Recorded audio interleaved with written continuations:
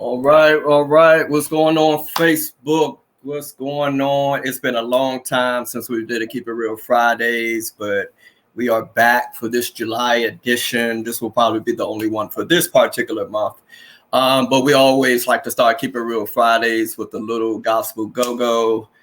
That's some old school critical revelation band, some CRB, praise party, and fist bump. Always want to shout out the Gospel Go-Go family because that's been a part of Keep It Real Fridays through the years. I'm so excited for my guests this evening. But before we do that, just for those who are logging in who are not familiar with Keep It Real Fridays, Keep It Real Fridays is a vision that started about 16 years ago now. It's moved into that year 16 now. And it started as just a youth and young adult service, just kind of bringing young people together so that they can have a safe, authentic space to just worship God in their own way. And we used to do Keep It Real Fridays at different churches throughout the DMV. And part of what we did was, doing gospel go-go, rap, mime, spoken word, just all different types of genres of gospel music, dance ministries, just whatever that had a creative arts type of aspect to doing ministry in a different way. That's what we try to do with Keep It Real Fridays. And we just did that for years, started out with like 7 young people in our first service and eventually evolved at one point where we got up to like 300 young people in a service worshiping on a Friday night, which has been big over the years. So we've just seen just partnerships with different churches and ministry throughout the DC area. That's just a little piece of Keep It Real Fridays. And so, of course, the pandemic changed all of that. We haven't been able to do those type of worship style services, but thought it was important that the vision of Keep It Real Fridays not die. And so now Keep It Real Fridays has been more of a social media podcast platform where we talk about issues that affect young people and young adults. But on the kind of the spirit of Keep It Real Fridays, that's kind of how I met my guest tonight. It wasn't necessarily Keep It Real Fridays, but it was an event. For those who I am a retired spoken word artist. I say that jokingly because people ask me to do poetry, and I'm like, I haven't wrote a poem in like 5 years. So I like to joke and say I'm a retired spoken word artist. But years ago, I connected with this young woman of God, invited me out to do spoken word. We were just rapping. I told her I'm getting so old now. I don't even remember how we connected, but we connected.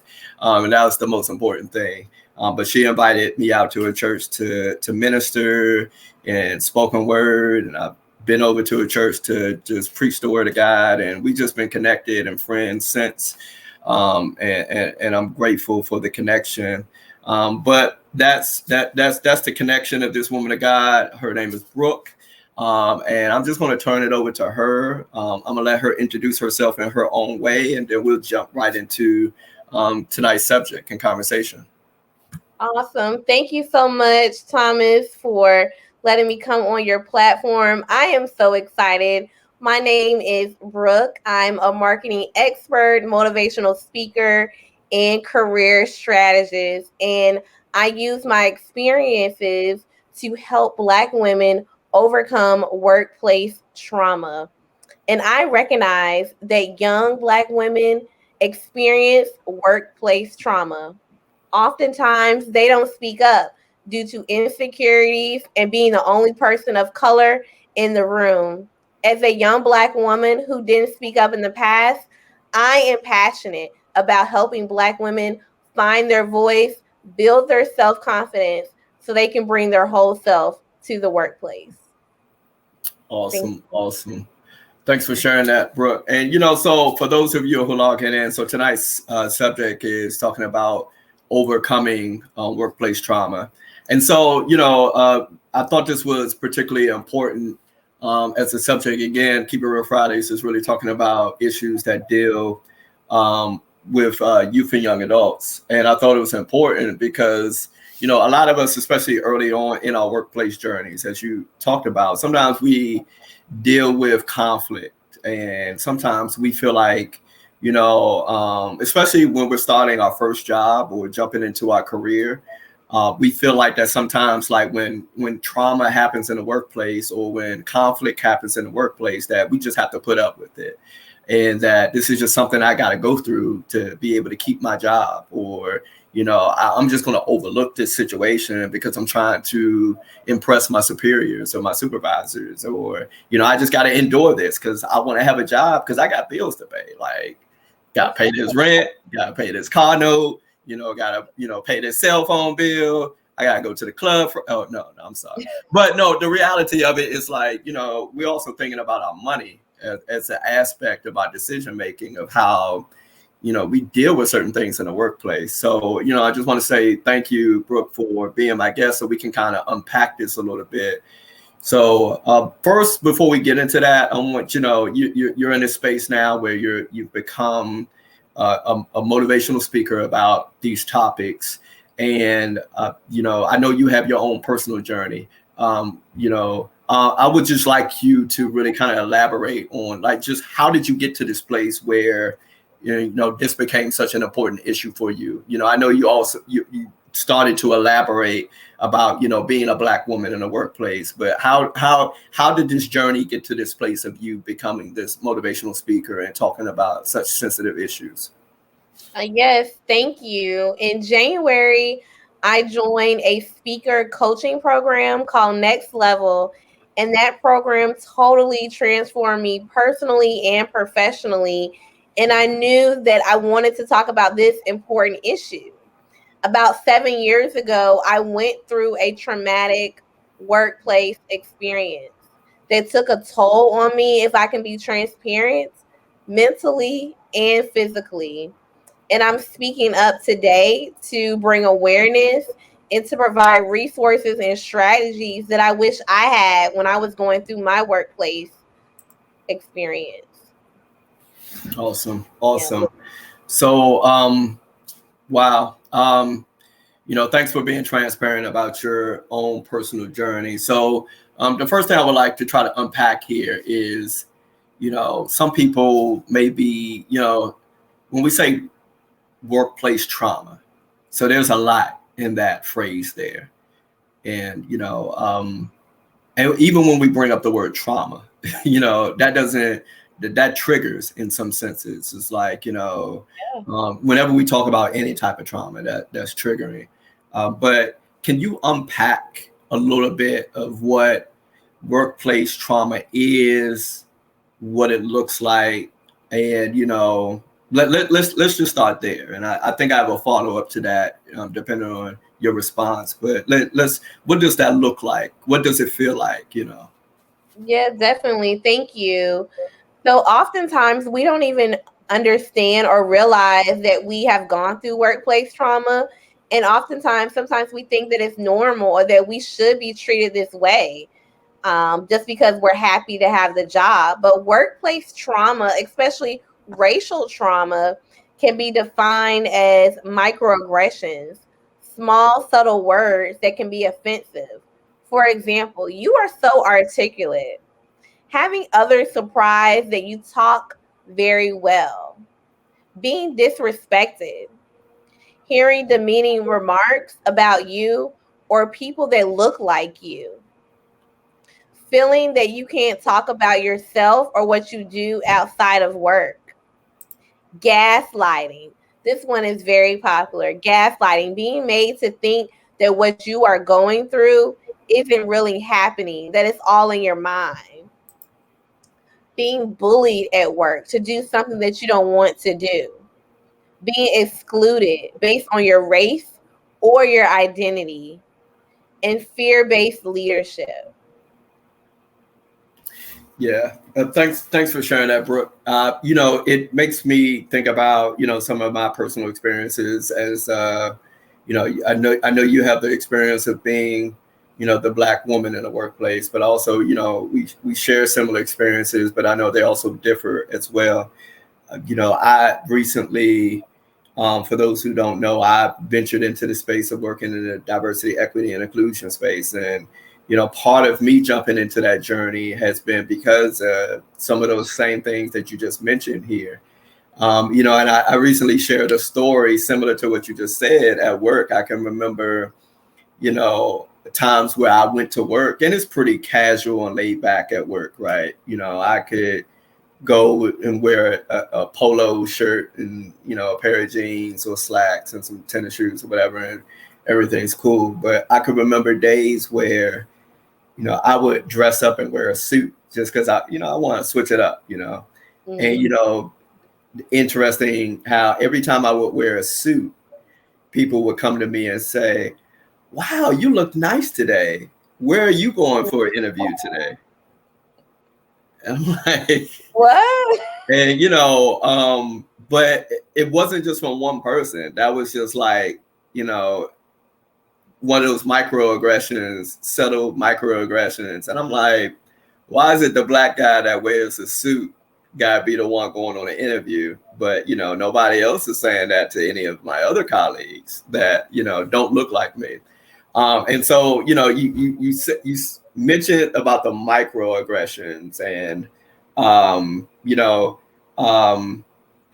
want to kind of into my follow-up questioning here, talking about the signs that person should recognize when experiencing these difficulties. Like, I know you mentioned the gaslighting. I know you mentioned the microaggressions and some other things, but like, what are some signs that we should like start to pick up, and it may be just you elaborating on a few of these things. Like, what are some signs that we should recognize that, it may come across like really harmless, but like we should really like, I need to start taking note of this.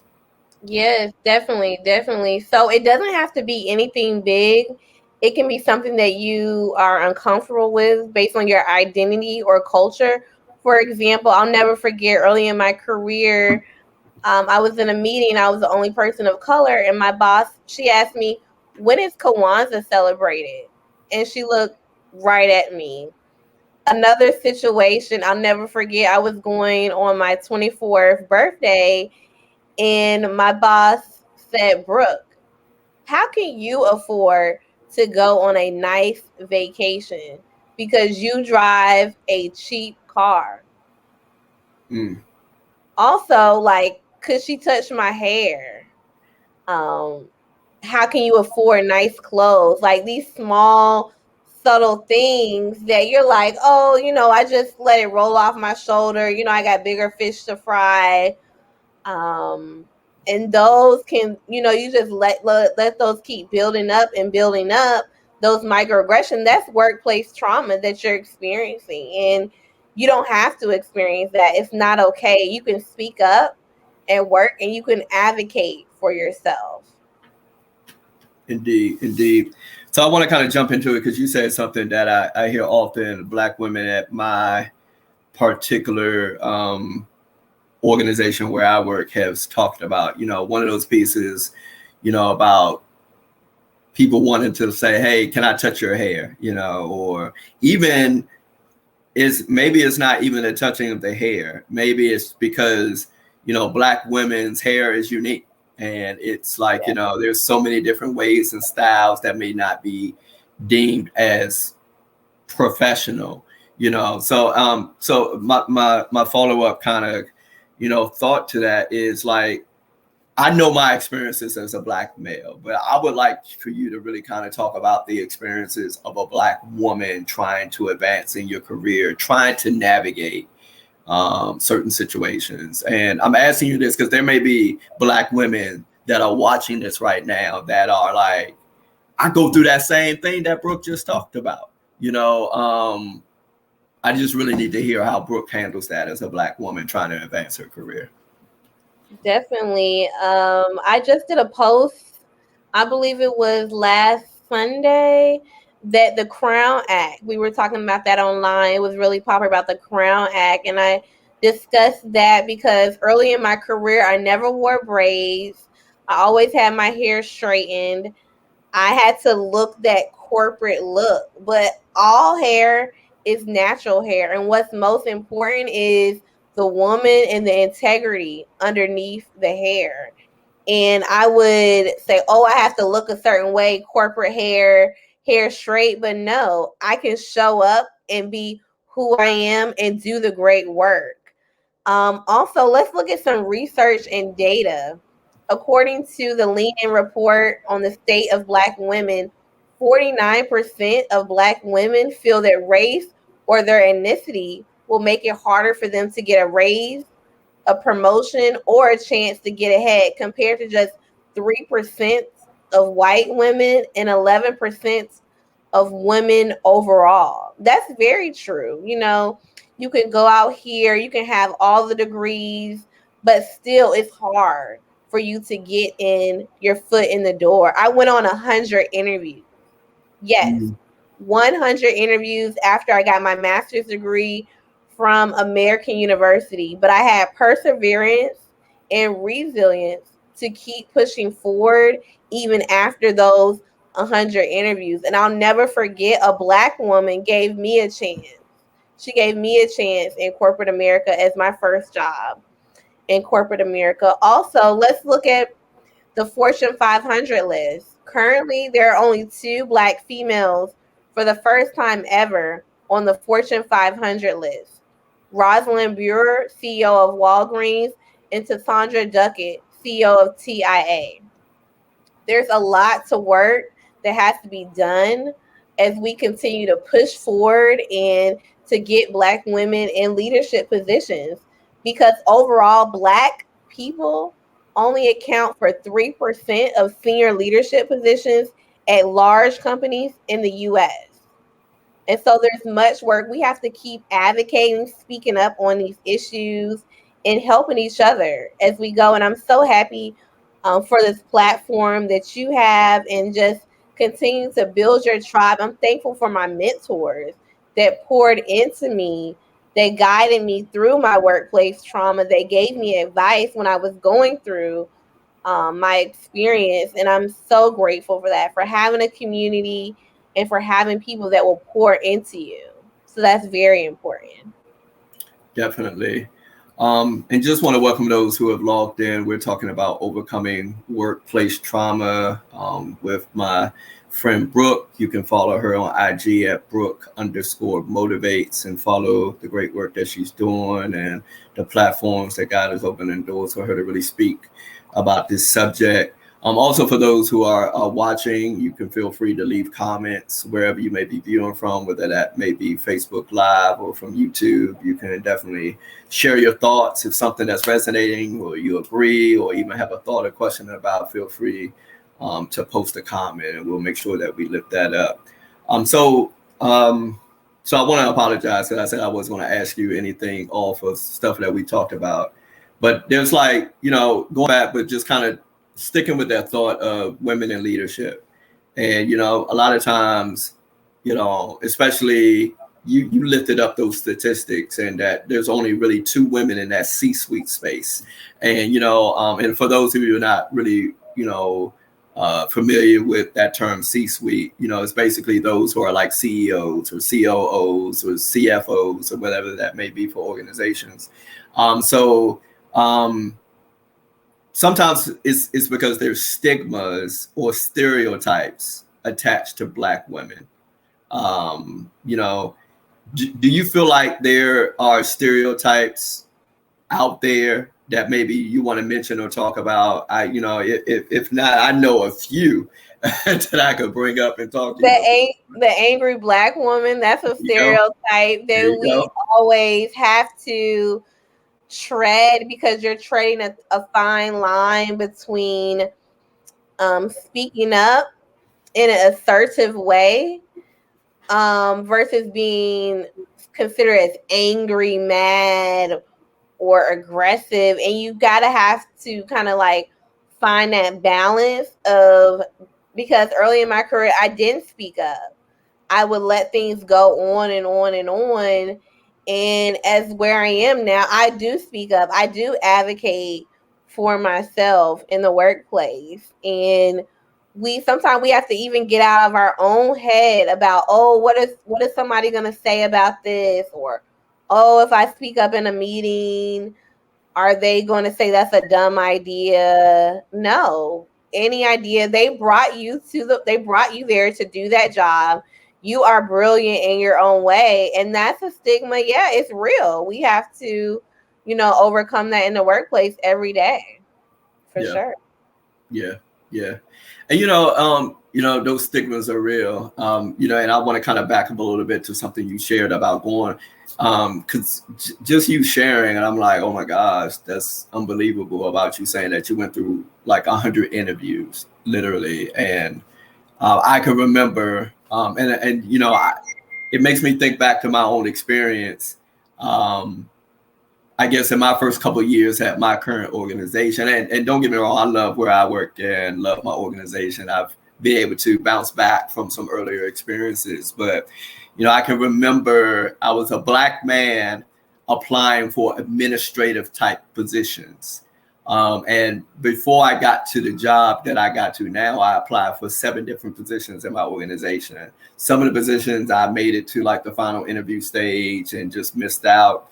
But the majority of the positions that I applied for, and I think just about all of them, every person that got hired was a young white woman, and they were administrative positions. So, as I jumped into this diversity, equity, and inclusion space, it was something for me to learn from, because at first I wasn't going to let it discourage me, but I also like use this as, okay, I'm going to use this to develop my professional development, get some more skills. And the reality is many of us who are persons of color have to work twice as hard to get to the spaces that we are at. But I often tell that story is because like most people, like going back to that stereotype of angry Black woman, there's not this real picture of a Black man being in an administrative type of role, that, we're looked upon as like the custodial staff, the mailroom, which I used to work in. Even when I stepped into my next role, people still thought I worked in a mailroom because I was a Black guy, And so like we have to work so hard to abolish and, eliminate these stereotypes that are out there. But I just want to say thank you for lifting that up. There's a word that you said in your response that I would like you to elaborate on. And it's actually a good segue into my next thought. You talked about advocating for yourself and learning how to do that. There's a lot of young professionals that, are listening who may watch this, may listen to this, see the recording afterwards. They're like, I'm going through at my job and I'm like 5 seconds away from cussing my boss out. Like I'm just this much away that I'm about to give him my 2 weeks and I'm out this joint. And so, there's a fine line of how we should kind of deal with workplace conflict or drama, microaggressions.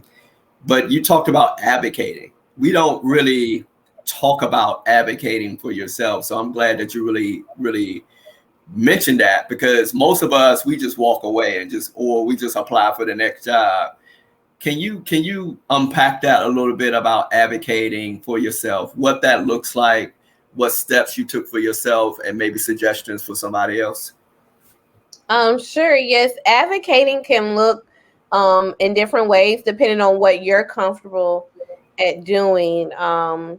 Advocating can look like building a support system for yourself. Advocating can look like assessing your strengths and your weaknesses.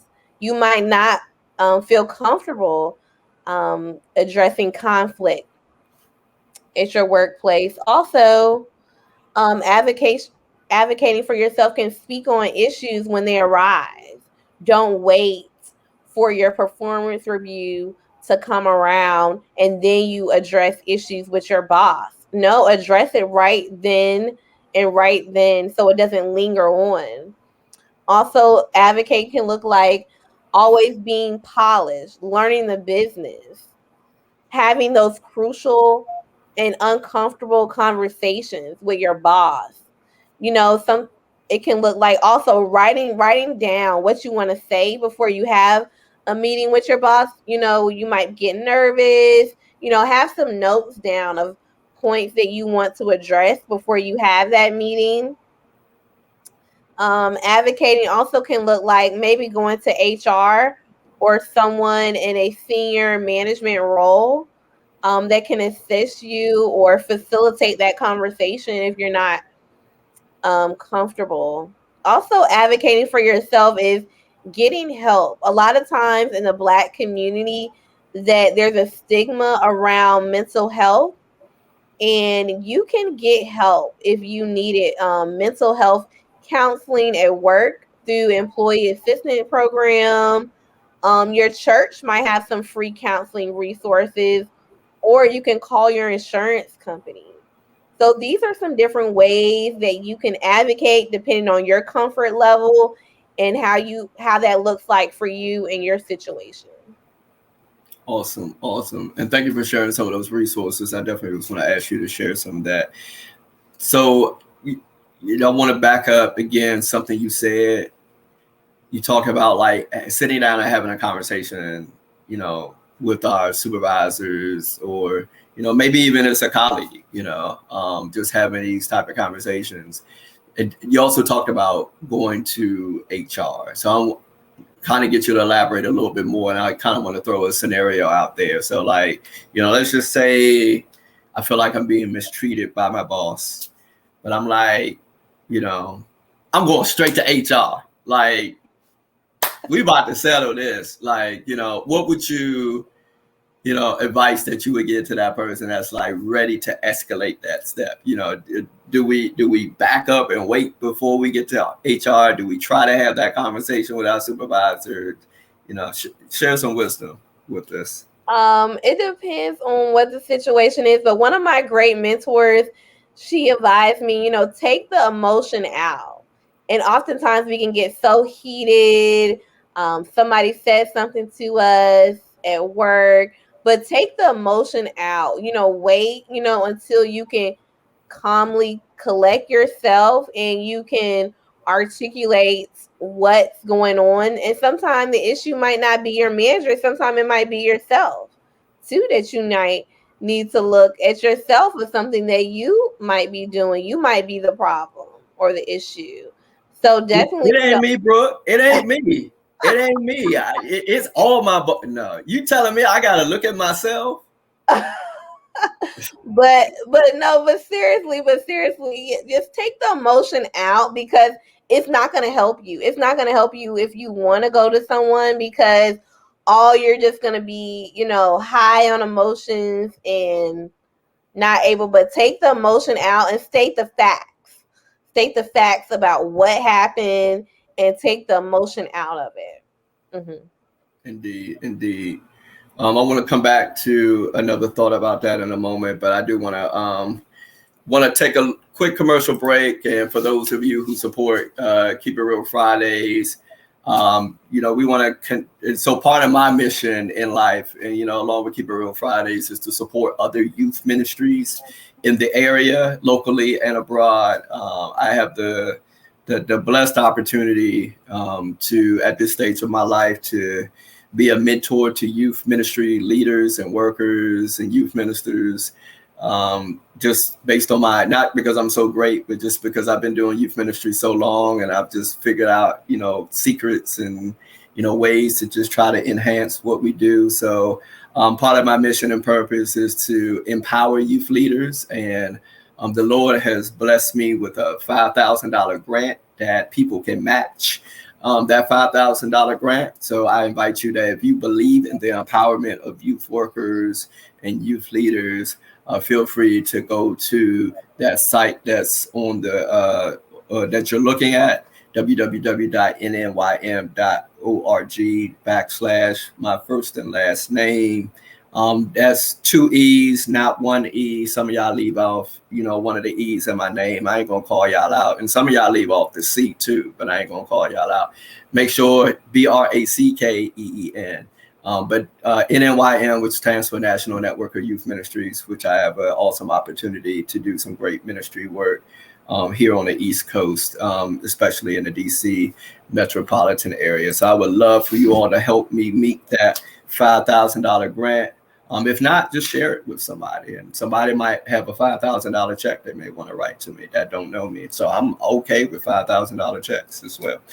But back to our conversation at hand. We talked about kind of dealing with that workplace trauma, or that conflict with the supervisor or colleague. We talked about, you just kind of shared with some wisdom of how to really approach those type of situations, and really that advocacy, which I thought was very important to talk about. And you also talked about some resources, as far as, whether it's going to HR or whether it's, building up a support system.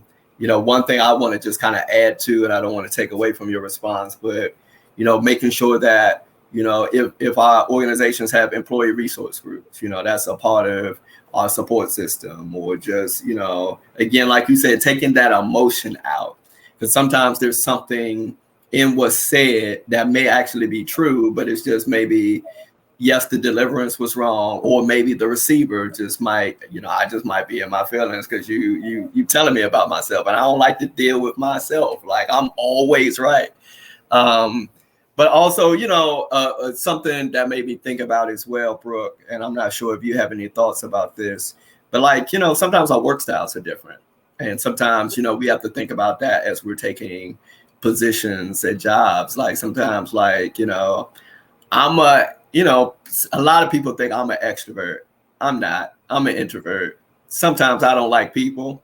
And sometimes that might be a conflict that's going on within what's going on. We just may have different work styles. I may not be a person that likes to be micromanaged, or I might be a person that likes to be hands-on. And sometimes, we have to understand the dynamics of, workplace team dynamics, whether there's some type of inclusive work styles or whatever.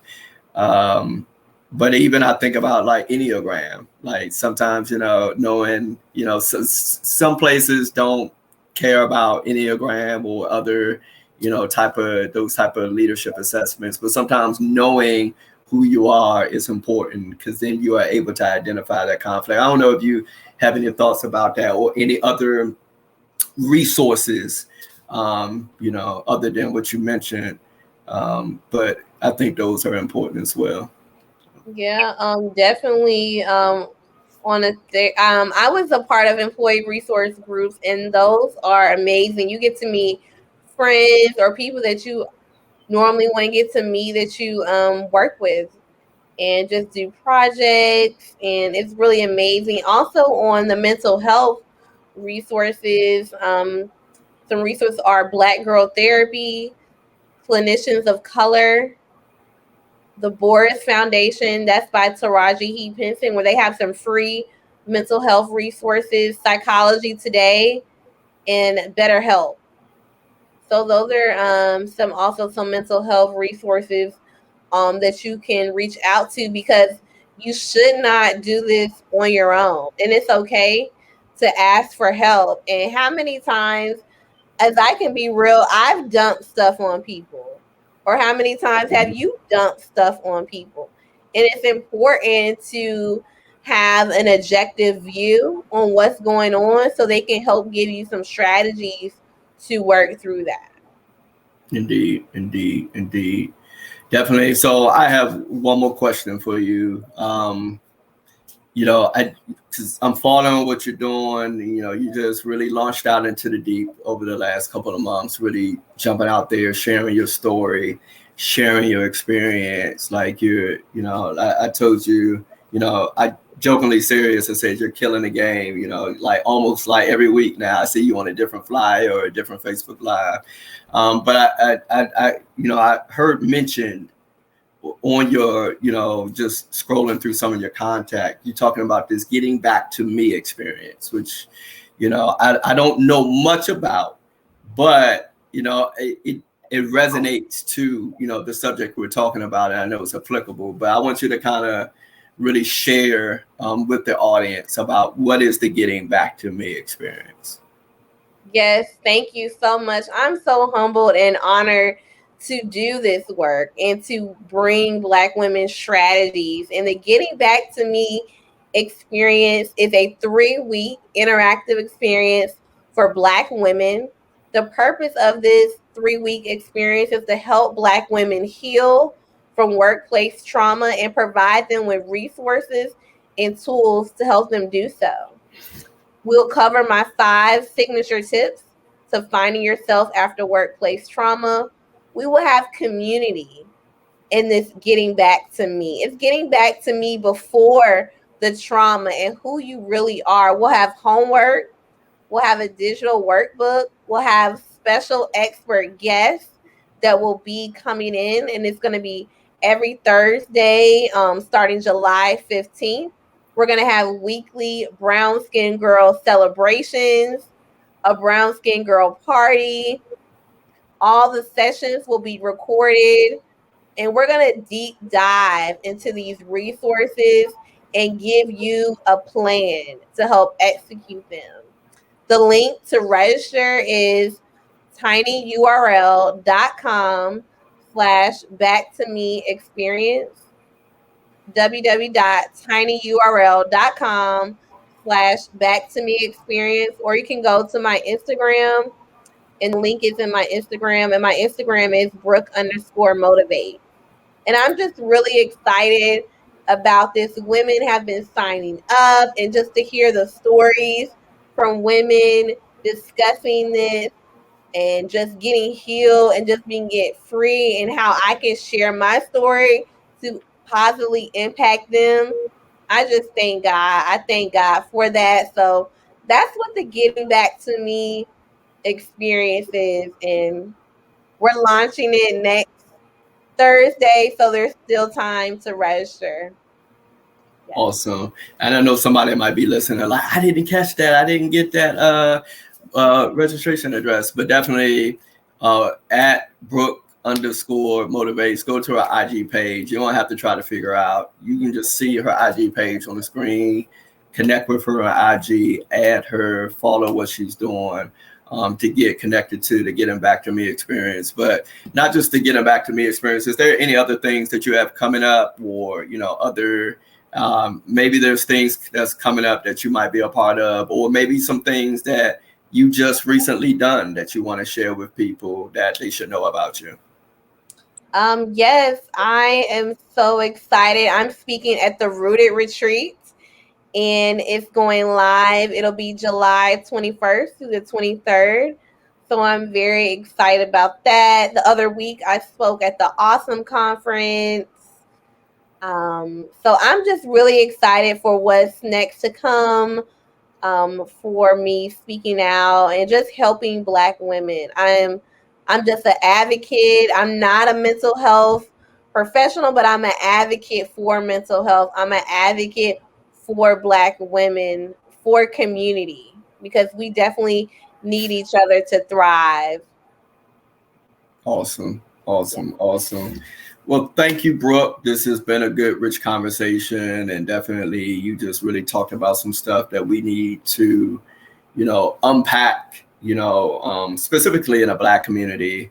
But we know that, especially in the workplace, that there's a lot of inequities and, many organizations around our country. It's important that, we help people who are feeling at the lesser end of that inequity, to provide them with resources and opportunities to really help them through those experiences that they're going through. And just thank you, just as a reminder that they don't have to go through it. They just don't have to deal with it, that they can, advocate for themselves. They don't just have to just like send them that email like, deuces, I'm gone in 2 weeks, but we can advocate for ourselves. We can certainly turn around our situations, and and often, one thing you said, it took that one person, that Black woman that believed in you. In my case, it wasn't specifically a Black woman, but I found a white woman supervisor that took a chance on me, that believed in me. When I was at a place I was ready to quit, I was ready to like, am I supposed to be here? Like, let me start looking elsewhere.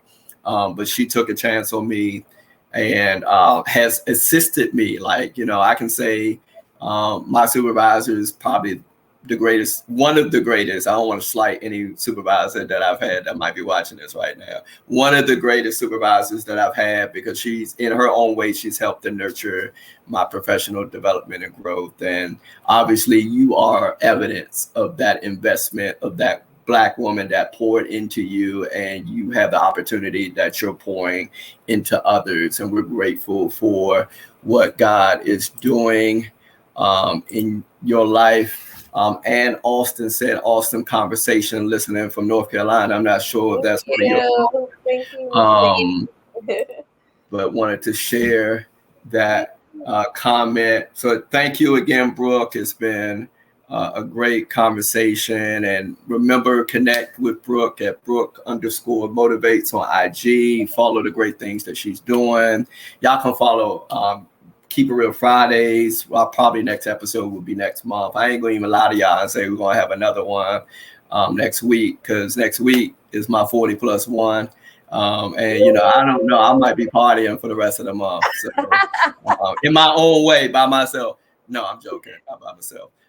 But I just said that because I don't want to be around people. But no, and all jokes aside, that, you know, keep up with what we're doing. KeepItRealFridays.com or at KIR Fridays on social media. Also, if you're willing to kind of sow into the greater work, nnym.org/my name, Thomas Brad King. Those are opportunities to stay connected with the great work that is doing. Y'all go and follow Brooke. Y'all go like every photo and flyer on her page. And thank you again, Brooke. We'll connect soon. Oh, my computer had froze, so I don't know if you asked me something. No, you're good. I'm just saying thank you once again, and want everybody to go flood your page. And yeah, just thank you for all that you're doing, and we'll connect again soon. Thank you so much for having me. I appreciate it. Good night. Good night. Thank you. Bye-bye. Good night, everyone.